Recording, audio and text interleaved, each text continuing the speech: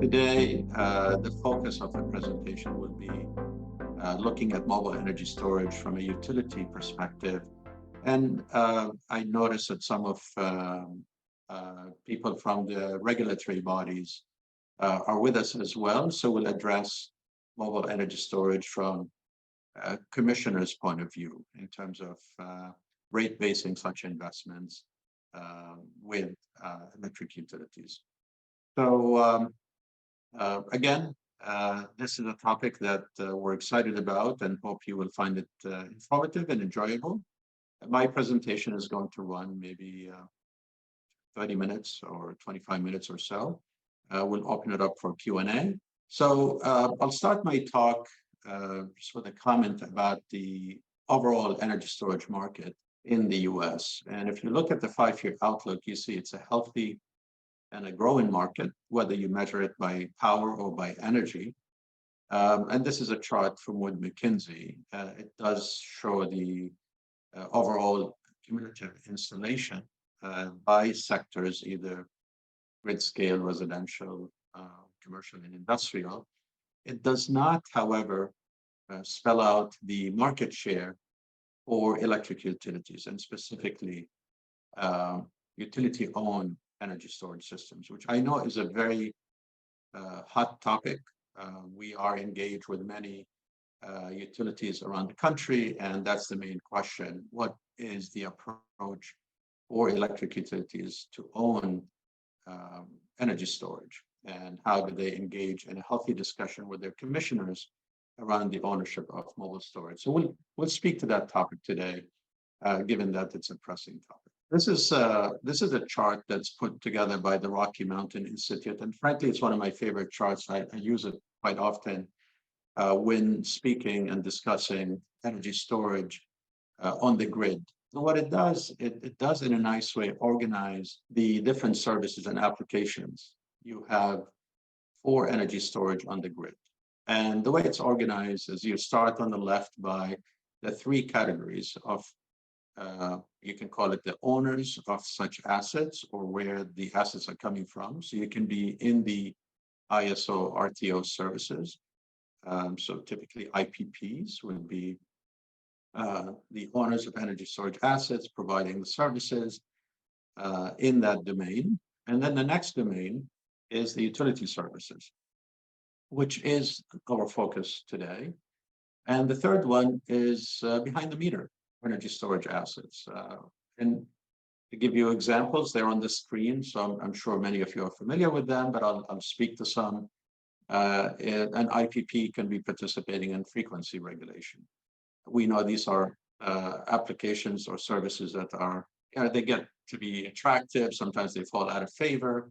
We saw how PJM was one of the earlier markets in the US for frequency reg. It was really super attractive.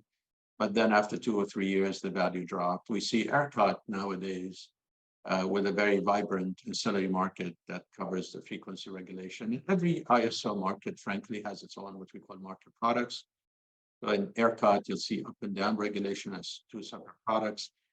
PJM tends to be, up and down kind of as one product, but these things change. The common theme is many of those tend to be merchant.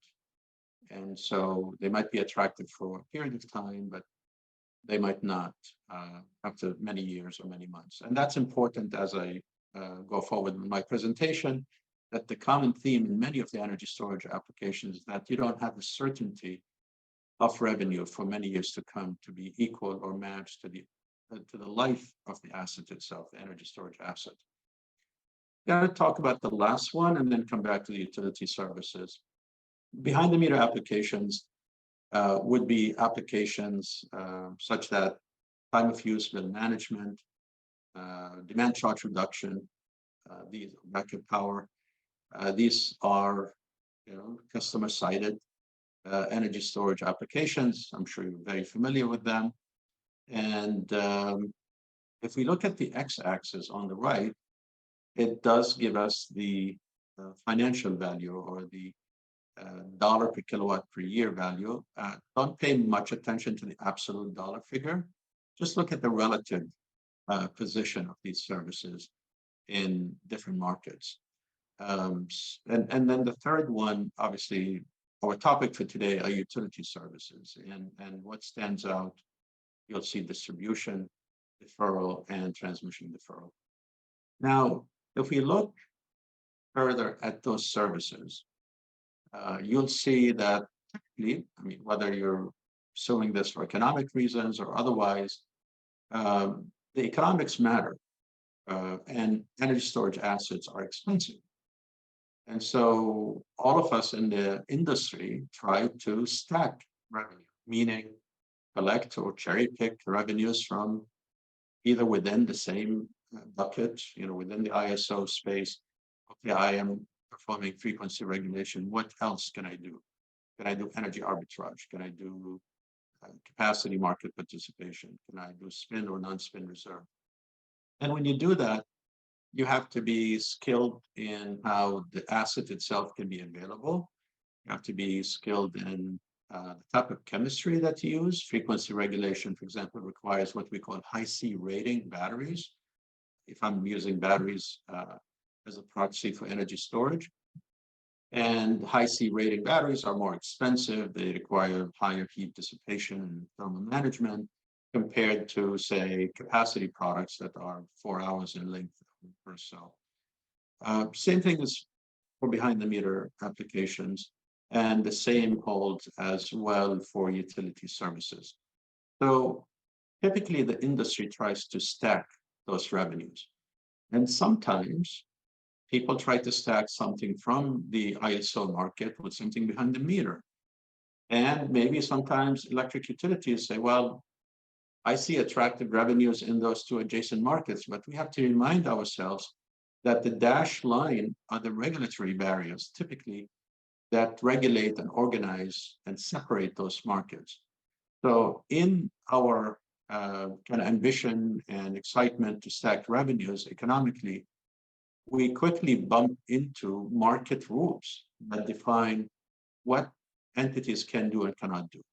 And so anyone in the electric utility space, in a regulated space, pretty much familiar with what I'm saying here is that you have to stay within your lane and not necessarily end up on behind the meter applications with customers or end up the ISO level to make the energy storage asset a prudent asset.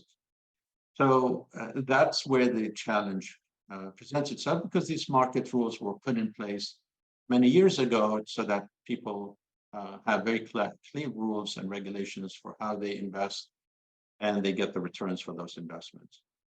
Now, looking further into the relative values of the services, you'll actually find that the utility service group is the one that effectively is responsible for the most valuable service of energy storage on the grid, and namely distribution deferral and transmission deferral. If you see, I'll use a marker here.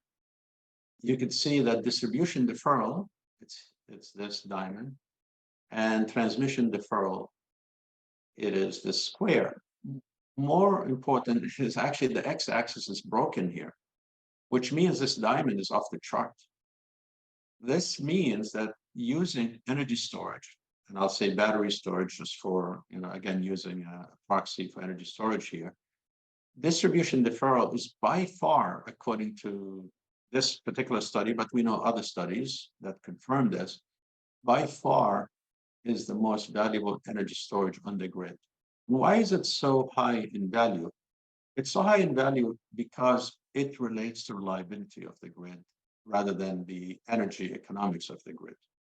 For example, if you're performing energy arbitrage, you're buying low and selling high and looking at the spread on a daily basis, typically, or you're not going to store energy in the wintertime and release it in the summertime. That's not enough cycles for energy arbitrage. So you look at typically the daily spread. And you get an economic value. But for distribution deferral, let's stick with distribution deferral for now, so focus. If you don't defer, or if you don't build the grid, or if you don't build the feeder capacity, then the grid collapses because we know that the voltage is a balance between the supply and demand. And it is a value that is reflective of the instantaneous balance between all the generation and all the demand. So this, we can't kind of expect like the voltage to drop by 50% and the grid would be okay. No, it would not be okay. It has to be within a narrow ANSI, range in terms of to be compliant and not damage customer equipment and for the grid to be stable as well. So distribution deferral, the takeaway from this chart, that distribution deferral is the most precious energy service on the grid, and it resides in the hands of utility services. And so that's a key point for electric utilities and for the regulators to come to a common understanding that similar to transformers, wires, that the utilities can be engaged and own as well assets that manage the deferral because it's a critical part of the reliability function and the mandate of electric utilities. The other thing is deferral. Well, deferral means to a point in time typically. So the challenge here, a utility might be deferring a circuit or a feeder upgrade for a year or two or three. So that presents a challenge. And the challenge is this value is $kilowatt per year. So if this value is not presenting itself for 15 or 20 years, and is truncated to 2 or 3 years, then the benefit cost ratio of that investment is not good. It's problematic. It's only for 2 to 3 years instead of 20.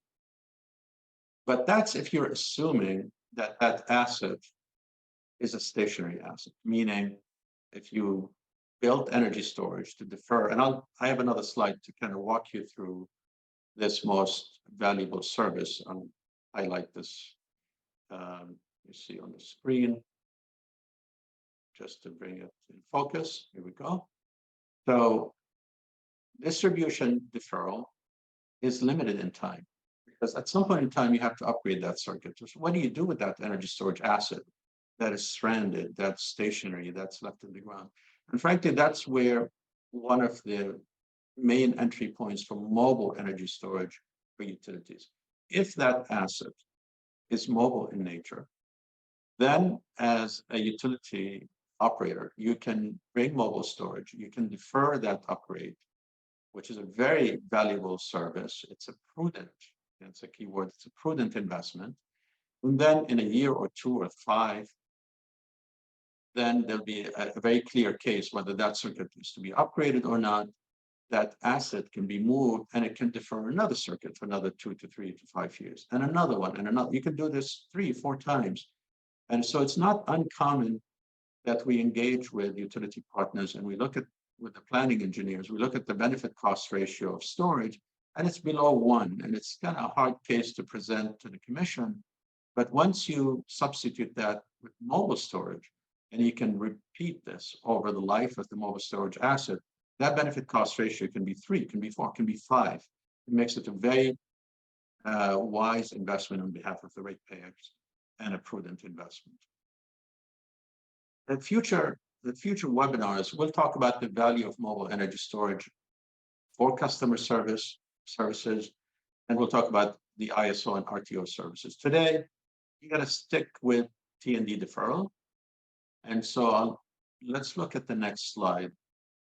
So this slide, if we look at the left side of the chart, or the left graph, it is showing a representation.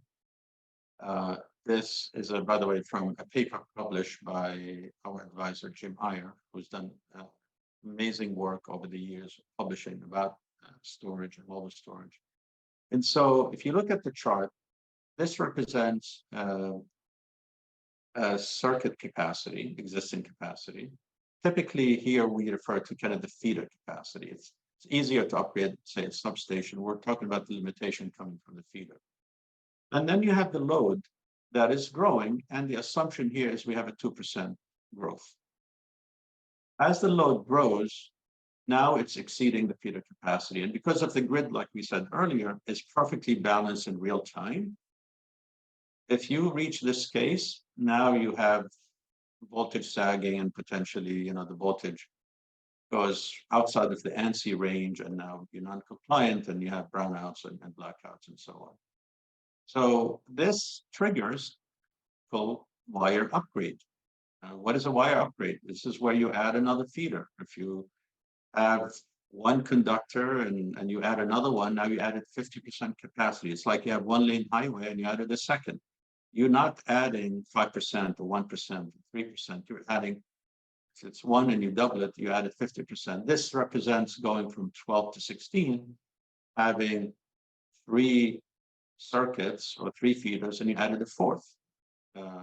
Each one has a 4 megawatt capacity. So you went from 12 to 16. So you end up with what's called a step function increase in the capacity, well beyond the capacity needed over the next few years.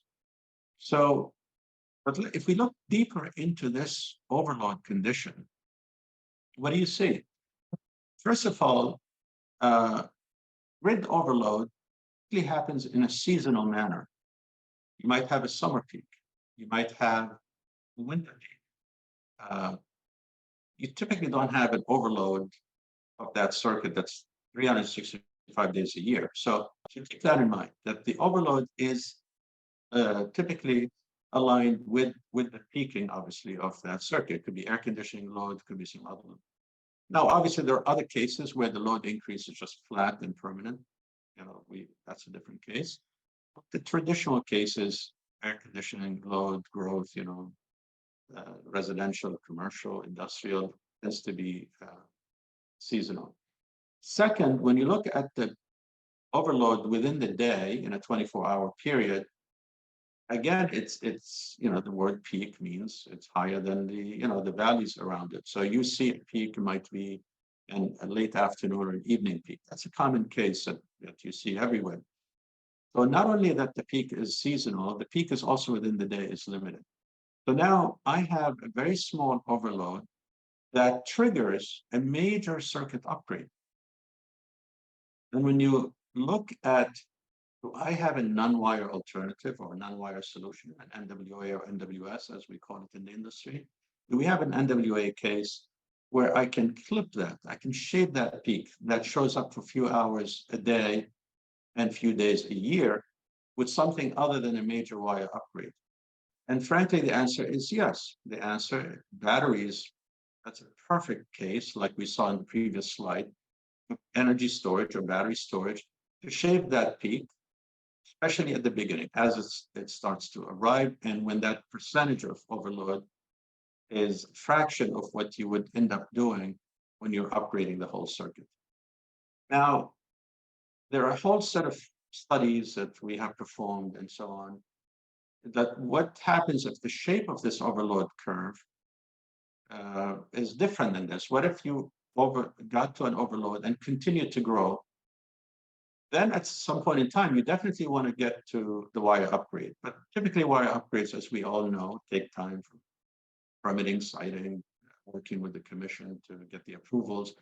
So owning battery storage and specifically mobile storage allows electric utilities to make sure that their customers are serviced, happy, and the community is receiving the energy reliably and safely until the upgrade happens. Another case that might happen is that you might have an overload for a small percentage, and then it goes flat. It's just some load increase, pocket load increase, but it's not growing. That's it. It's the addition of one building or the addition of one factory. And meaning in perpetuity, you don't need to upgrade. And this condition happens for 10 years to come. So again, that battery storage can remain there for 10 years until you have certainty of what's going to happen. Is it going to grow? Well, sometimes it goes away. So meaning the load grows beyond the feeder capacity and then drops. Well, if you built a wire, expensive wire upgrade, that's a stranded asset. Also, if you built a stationary storage, that's also a stranded asset. So depending on the shape of this curve and how fast it goes up or down, and nowadays we see EV infrastructure upgrades, all kinds of impact that we see on the grid, the ownership of mobile energy storage assets in the hands of electric utilities is very important. And it allows the utilities to react quickly, responsibly, and safely to grid conditions that otherwise take many years to react to. I wanted to kind of give you a real picture of what some mobile storage assets look like that are utility grade. This is part of a fleet that we built and shipped to a utility customer. And what we've decided to do is separate the batteries from, this is practically a mobile substation and battery charger. On the left is a box that has, today, lithium ion happens to be the most bankable and available chemistry that has high energy density. So the lithium ion, specifically this has LFP chemistry batteries. Batteries tend to be heavy. That's why you see a tri-axle trailer here. This trailer can take 120,000 pounds. As a matter of fact, this trailer can accept, you might see here, the hooks can accept even a fourth axle to accommodate certain weight per axle or bridge laws or frost laws.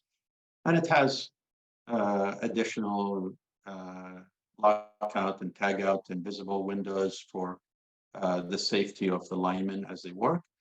The one on the right, to our knowledge, this is the largest and most sophisticated mobile substation and a PCS, power conversion system, battery charger, inverter, all in one on a utility grade and scale trailer that has as well to multiple switches and so on. Actually, I have another flat picture here. This has all kinds of bells and whistles. We're happy to discuss this offline with you. It can connect to multiple medium voltages. It has even robotic mast. It can go up 30 feet in the air and connect up to 33 kV. Multiple medium voltage connections, 480 as well, or even lower voltages. There's so many applications and permutations that this can perform and interface with many batteries, either at the same time or one at a time and so on. So there are so many use cases that we had to cover. Also, the speed of interconnection was that everything is plug and play in terms of the connections to the batteries and so on. Again, this is something we're happy to take it offline and discuss with you how this can be of service to your service area. This is showing the batteries on the inside. Luckily, the chemistry technology is moving fast. Just to give you an example here, you can have today, just based on the state of the art, in a 20-foot container, you can have to 5-6 megawatt hours in a 20-foot container. Just 3 years ago, like 3 megawatts was state of the art. So luckily, energy density is increasing, which is good news. And the PCS trailer you see in the back here, this can connect to two simultaneously, two battery trailers like this one simultaneously. So you can be at a site where two are connected, or one can go do something else and come back and swap.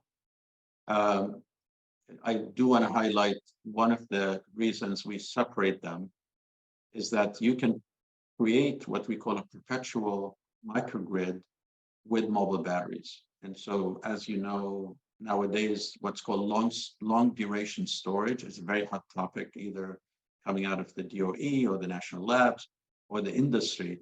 But you can accomplish long duration storage through mobile batteries by having, I'll go back to this one, having the PCS on location. You can have two batteries connected to one PCS. And then as one empties out, you can shuttle that to another location. It could be 5 minutes away, it could be 20 minutes away, it could be an hour away. And you charge it offsite while the second battery is supporting the load. And then that other one comes back, connects here, The first one empties out, goes to fetch and bring electrons from nearby location.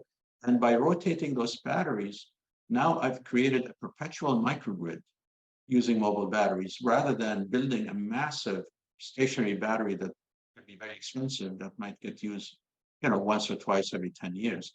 So mobile batteries give that flexibilities to electric utilities to quickly show up and service critical load that otherwise would require a stationary microgrid.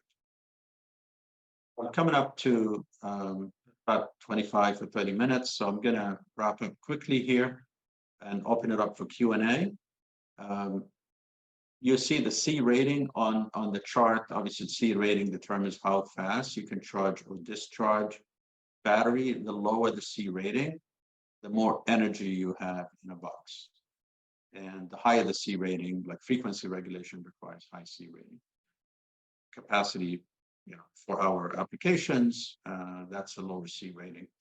And so with this design, we're able to scale up the energy up and down. And we're also able to scale up the power at the PCS trailer up and down. And then because they're separate, and you can have multiple connections to batteries with one PCS trailer, now you're able to these are like Lego pieces now. You can do multiple megawatts, 5, 1, 3, depending on the case. So if you have a fleet of those, you have the tools at your disposal to respond to so many different conditions. And it's just like today owning mobile subs or mobile transformers as part of your assets. You can own mobile batteries that can perform so many more functions.